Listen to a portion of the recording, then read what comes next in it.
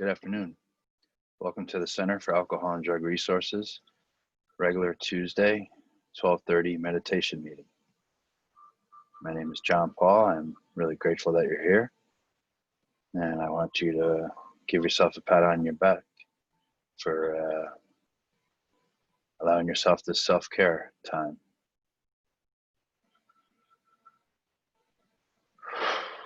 So we are still in the midst of a lot of uncertainty and not really sure where to get the truth from, who to get the truth from about the COVID situation. And it's very scary.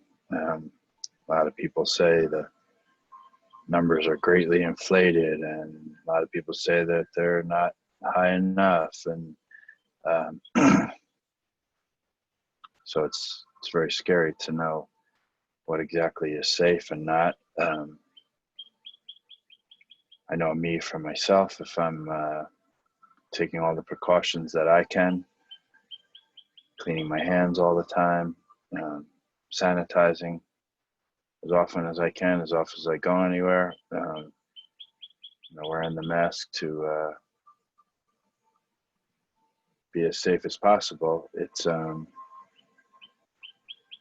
I can do my part, but it's still a lot of uncertainty, and without meditation, I would probably just be a wreck. So for me, every morning I try to sit and I have at least 10 minutes where I'm just sitting and breathing and trying to focus on my breathing. And one of the most important things I learned early on was that meditation isn't making my mind stop thinking. Meditation is trying to focus my mind to think on something in a focused manner, right? That the mind will never stop thinking. It's always going to be thinking something. And so I want to try to strengthen my mind to stay focused on one thought instead of 10 thoughts at the same time, and be able to stay focused on a thought for a period of time. Today, in this world of media and TV and everything is, like a pinball machine blipping around from thing to thing to thing. And sometimes it's hard for the mind to be able to relax a little and to focus. So daily practice is just so important. And I'm grateful that I found it. I'm grateful that it's there. I know that on the days at the end of the day, when I look back on my day and I realize that I maybe said some things that I really wished I hadn't said, and acted in some ways that I wished that I hadn't, some hurried, angry ways, frustrated ways, anxiety-ridden ways, I can probably look back and see that I didn't meditate in the morning, that I didn't take time to follow through with this simple little thing. So, but it's a practice. It's called a practice, right? People who meditate say, how is your practice going? Because it's never something really that I'm going to attain, right? It's like an idea of like the little guru guy up on the mountain in Tibet, but we don't get to be in Tibet, the majority of us. And, so that's nice up there with that thin air, and probably would be nice for a little while, but we're here in the midst of our own little worlds that we're going through daily here. And so it's a practice. And if I don't take the time to practice when I'm able to be quiet, when I'm able to have some downtime in the midst of the chaos of the world, I'm definitely not going to react in a quiet or calmer way, right? So when I practice, it's kind of like the idea of, you see You see high school football players, when they're practicing, they're running through tires, right? It's just a great analogy. And, when you're out on the football field, you don't ever see them running through tires. But that practice of those steps, of that agility, of that fluidity in their movements, they practice. And so we do the same thing. We're able to sit and focus on our breathing, focus on a guided meditation.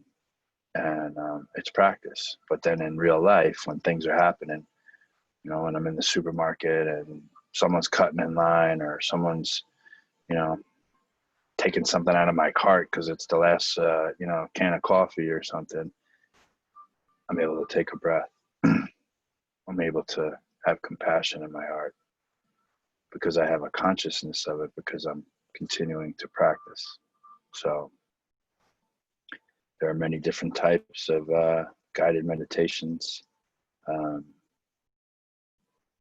My personal favorite is very simple. I sit down, I focus on the tips of my nostrils, and I breathe in through my nose and out through my nose. When I breathe in through my nose, the air feels cool going in. When I breathe out, I can feel a temperature difference. It feels much warmer as the air goes out. And so that is happening right here, right now. Every breath goes in cooler and comes out warmer. Goes in cooler, comes out warmer. Cool air in, warm air out. Cool air in, warm air out. So no matter what's going on, it could be in the highway and traffic and someone high beaming me and tailgating, and could feel the ultimate disrespect by the person, and that they're doing this to me and not just to a Honda, or that it's some kind of personal thing, right? But when I'm able to breathe and go cooler in, warmer out, I'm able to find some compassion within me and maybe realize they have some kind of need that they're trying to reach. Maybe they have someone in the hospital. Maybe they have someone at home that needs them. I'm able to relax and take a breath and not react and not yell and not flip them the bird, and let them go and smile. It doesn't always happen, but with practice, it happens more and more. And I'm really grateful when I'm able to act in those ways, because those are the ways that when I search inside, I really want to act. I really want to bless people with goodness and bring smiles to people's faces, and have them feel that it was a benefit for me to have been in their lives. When I look at the end of the day back at my day and I see that I was able to do that, it feels rewarding. It feels good inside. When I look back and I saw that I was hurried, and maybe I'm the one who's tailgating and flicking my high beams because you're not going fast enough, and it doesn't feel good. It doesn't feel good that I upset someone, that they felt upset, that they felt a car was too close to theirs, and so I practice. I continue to practice. Cool air in, warm air out. Cool air in, warm air out. Right here, right now, I'm okay. That's what's happening. So the benefits of sitting down and meditating, of giving myself this time of self-care, this time of release, knowing that the world is still going, and it's going just fine without me for these 5, 10, 15 minutes, whatever I'm able to sit for. And then I'm so much better throughout my day.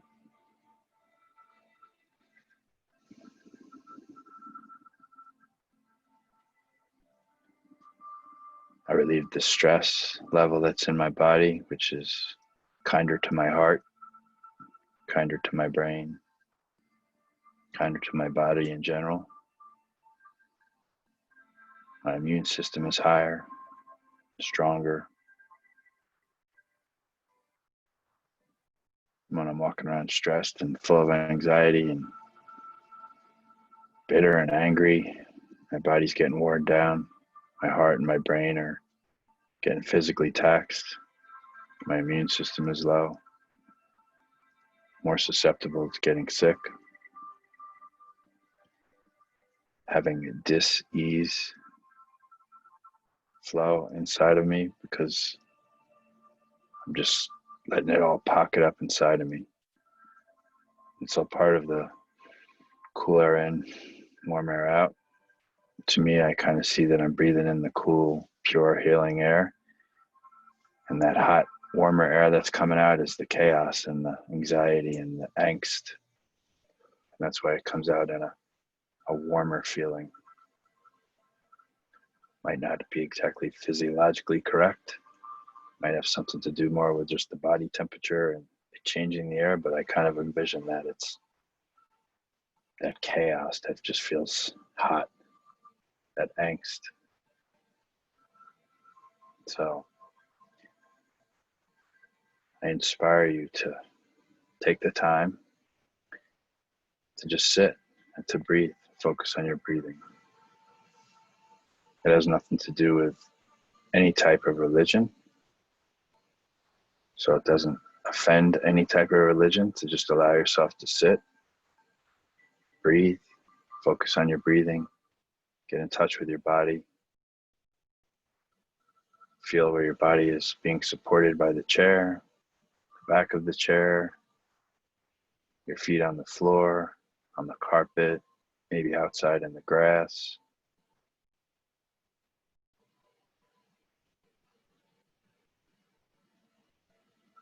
It's just your way of getting in touch with your body, giving yourself a break. Cool air in, warm air out.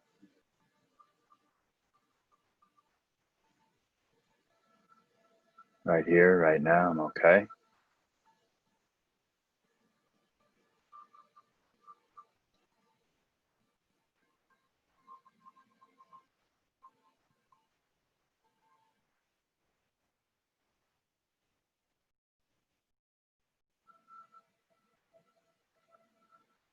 I first found out about this cool air in, warm air out, my sponsor in a 12-step program that I'm a part of told me a story about a woman who was involved in a bank robbery down in central New Jersey, and the gunman actually held her and put the gun to her head.